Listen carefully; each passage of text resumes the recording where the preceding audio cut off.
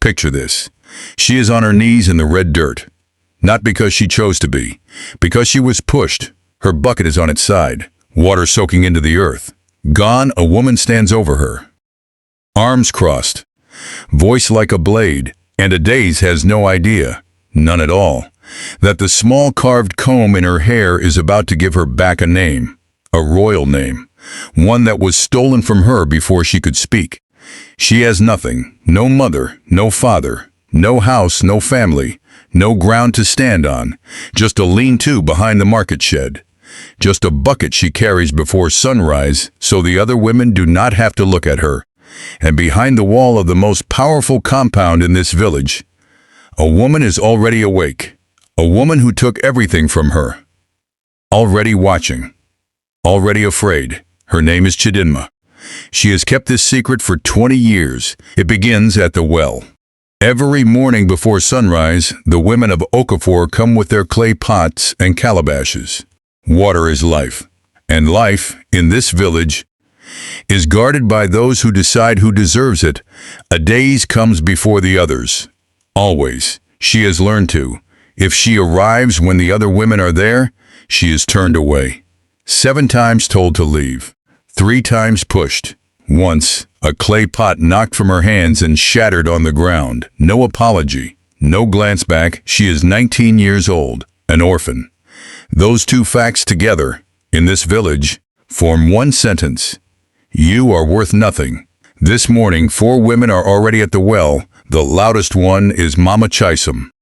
Broad-shouldered, hard-voiced. Her daughter stands close beside her. 2 others stand behind, watching the path. They see Adaze coming. Mama Chisum's eyes go narrow. Step back from there, she says. The well is not for people who carry other people's dirt. Adaze's hands tighten on her bucket. She looks at the water. She has not eaten yet. She will not eat until she has worked. She cannot work without water. She looks at the 4 women blocking the well. She steps back. That is when the old woman appears on the path. She walks slowly, the way old women do, but something in her walk makes you look twice. Dark cloth wrapped high around her shoulders, a face mapped with deep lines, eyes that have seen things they cannot forget. She carries no pot, no bucket. She has come to look at something. She stops. She stares. Her eyes are fixed on Adaze's hair, on the small carved comb above her left ear, dark wood, smooth as old bone. Tiny symbols pressed into its spine. It is the only beautiful thing Adaze owns. She has worn it every morning she can remember. She does not know where it came from, only that it came with her. The old woman makes a sound. Not a word, something deeper than a word. Then her knees bend. She goes down, slowly, deliberately. A woman of 70 years lowering herself to the red earth, hands spread open at her sides. The bow given only to royalty, the full bow. The kind that says, I know who you are. The morning stops breathing. Lolo Amara, the old woman whispers, my princess, you are alive. Not one person in that crowd moves. Mama Chisum's mouth is open. Her daughter grips her arm. 2 other women press against each other. And at the far edge of the gathering, a woman in fine cloth stands completely still. She has been there since the moment the old woman appeared on the path. She is not surprised. She is not confused. She is calculating. Her name is Chidinma, widow of the late village chief, the most powerful woman in Okafor. She has moved through this village for 20 years, and not one person has dared question her. She is not going to let one old servant and a carved comb in that. Now she turns, walks back toward the compound, and she starts making a plan. Stay with me, because what happens next changed everything. The old woman's name is Nene Obiageli. She spent 40 years as a servant in the chief's household. She says it all. Right there, at the well, before the whole crowd. In a silence so complete you can hear the birds stop singing one by one. The chief's first wife, Ada, died 3 hours after giving birth. The chief was broken. He could not eat. He could not speak. He could not look at the baby girl who had cost him the woman he loved. That same week, Chidinma announced she was with child. But Nene Obiageli had served in that house for years. She watched bodies. She knew. There was no child growing in Chidinma. There was a plan. A baby was brought in from a distant town. A newborn whose mother could not keep her. Brought by night. Put into Chidinma's arms. Raised as the chief's daughter. That child grew up in the compound. Fine clothes, gold sandals. Educated in the city. She never once drew water from a well. And the real child, the chief's firstborn, was wrapped in cloth, carried to the edge of the village in darkness, set down on a kind stranger's doorstep. But before she placed the baby down, Ni Obiageli did one thing. She tucked a comb into the infant's hair, a comb she had carved herself from a piece of the chief's own chair. There is a thin white scar on her palm where the knife slipped. 3 interlocking rings and a leaf pressed into the spine, the mark of the Okafor royal line, so that if the child was ever found, she could be proven. Nene Obiageli looks up at Adeze. You are the daughter of the late chief and his first wife Ada. You are Lolo Amara. You are the rightful blood of this house. The crowd does not move. Adeze holds the comb flat on both palms. She has worn this comb every morning like a quiet act of faith. She did not know what it meant. She only knew it was beautiful. The one thing she guarded. The one thing she kept hidden from people who might take it away. Now it is handing her an entire life. A father, a dead mother, a house, a history, a name, 19 years of being nobody. And in the space between one breath and the next, all of it changing. For one fragile golden hour, the village of Okafor receives her. Woman who turned her from the well pressed their hands to her shoulders. Men who never once looked at her dip their heads. Children who do not fully understand what is happening reach out to touch her wrapper as she passes. Mama Chisum stands to one side. She does not approach, but she does not move away either. She watches. Something in her face does not know where to settle. 1 hour. Then Victoria arrives. She comes through the parting crowd in a yellow dress. Hair wrapped high. Gold-trimmed sandals. She dressed quickly. You can tell by the single earring she forgot. But her face is composed. Her face is always composed. She stops in front of Adeze. Looks at her.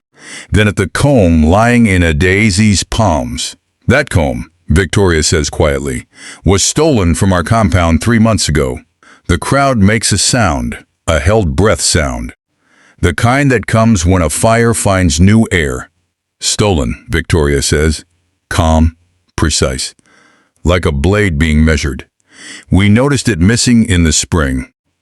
My mother reported it to the council. We assumed a thief from the market. She turns to face the crowd. Her voice does not rise. You all know my family. You know what my father built. And you are going to believe that this girl is the blood of the house? On the word of one old servant? A comb, she claims, she carved herself. Ne Obiageli rises to her feet, trembling, with age or fury. Hard to say which. I carved it in the chief's own workshop. From the wood of his own chair, I have the scar where the knife slipped. She holds out her right hand.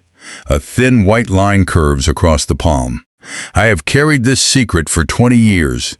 I am not a liar. You are an old woman, Victoria says, who has confused a dream with a memory. The words fall like stones. By nightfall, a traitor comes before the council. 7 elders sit in carved chairs beneath the great tree. The traitor stands before them. He speaks with great confidence and very little blinking. He says he sold the comb to a girl matching Adeze's description. 4 months ago, the Eastern Market, 3 roads east, he bought it from a peddler. The girl paid 2 coins, walked away. The elders look at Adeze. They look at the traitor. They look at Ne Obiageli, sitting on a low stool now because her legs have given out. The eldest elder clears his throat. This matter requires more evidence. No claims of blood will be recognized until then.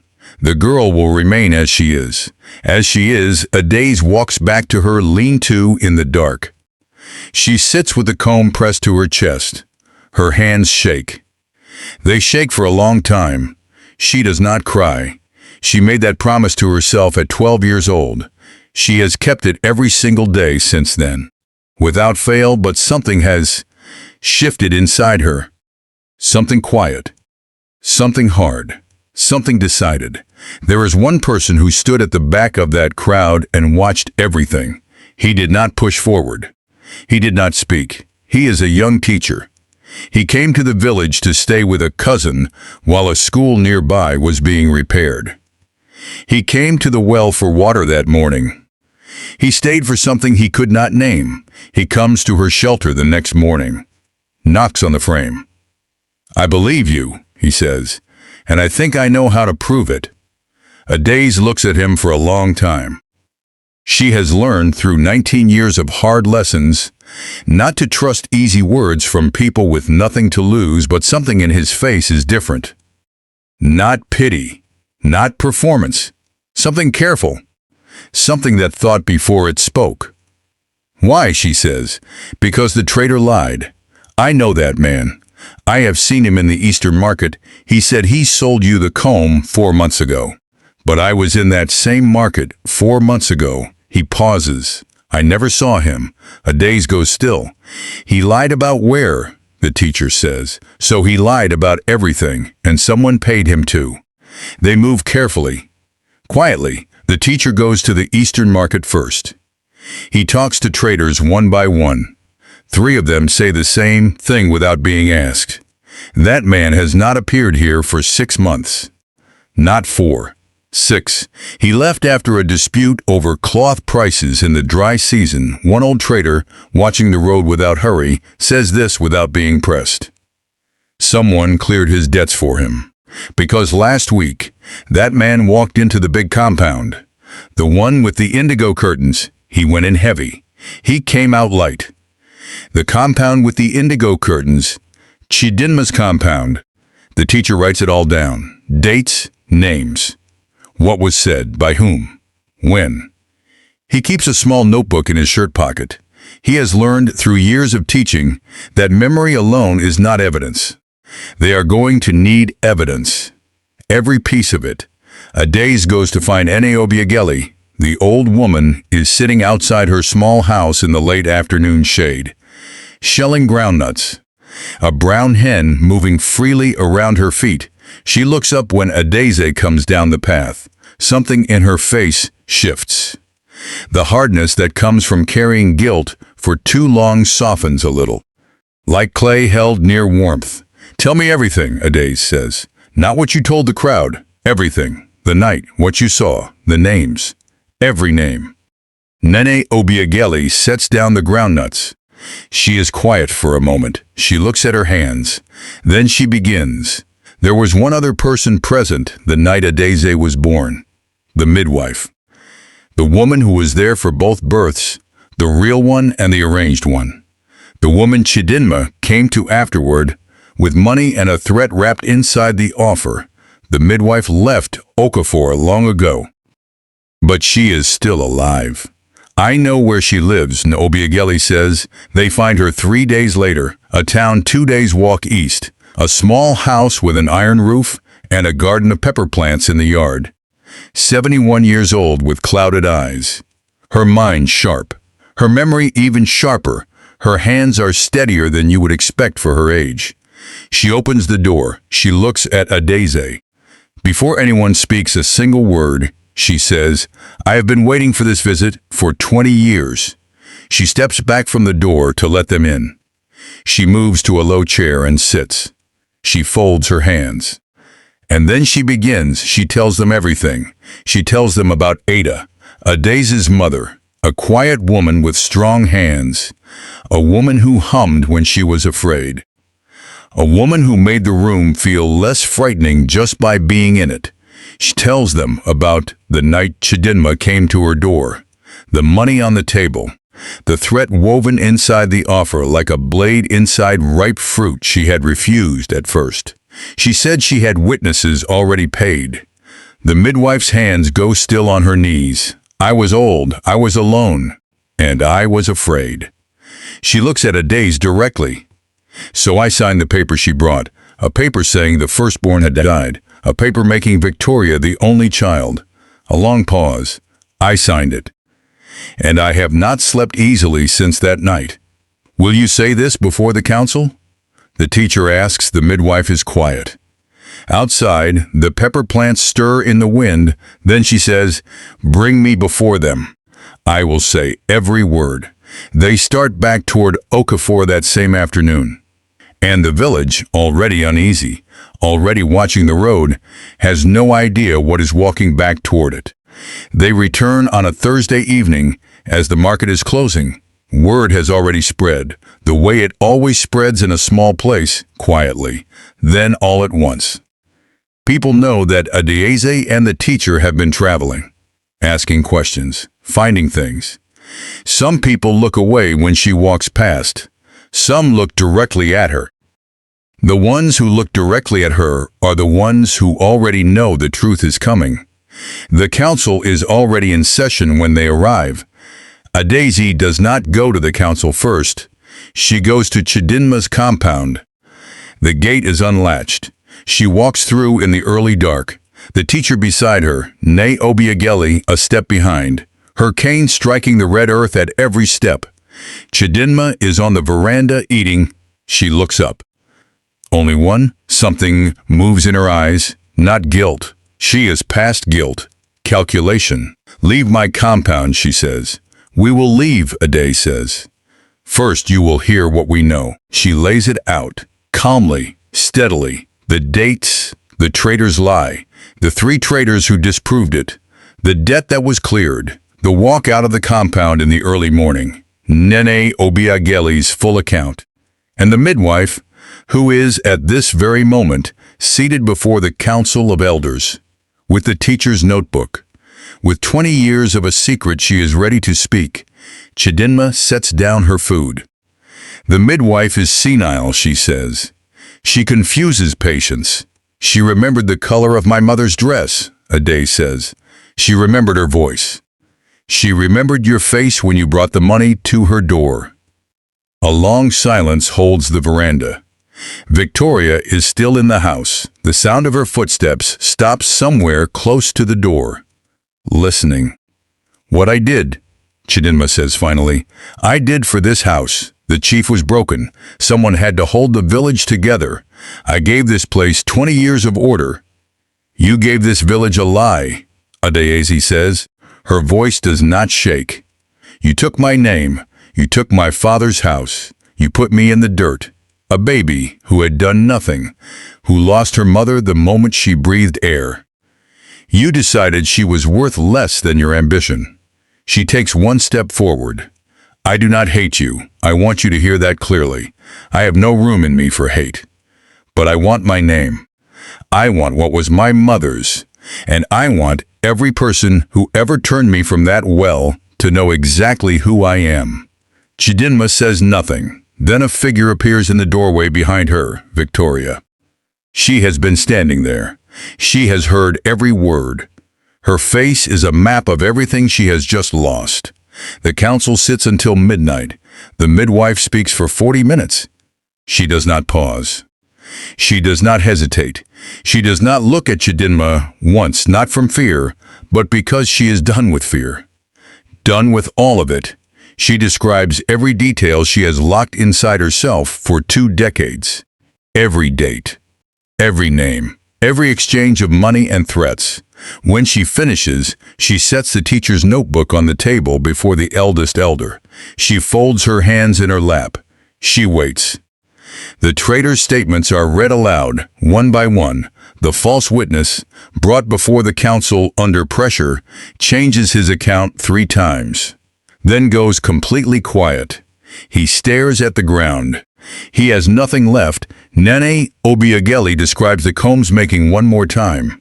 The wood, the symbols, the scar on her palm. 2 elders looked down at the table. One had served in the chief's house in those years. He had known Ada. He had noticed once that the official account of the firstborn's death seemed too quick, too quiet. He had noticed and done nothing. He does something now. He sits forward. He speaks. The determination comes before dawn. A daisy stands in the open space before the great umbrella tree. The moon is low and orange. Its light spreads across the red earth like a second fire. The village has gathered. Word always arrives before the moment does in a place like Okafor. The eldest elder walks to the center.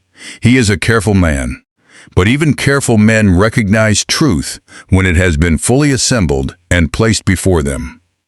By the sworn account of the midwife, he says. By the testimony of the household servant who was present.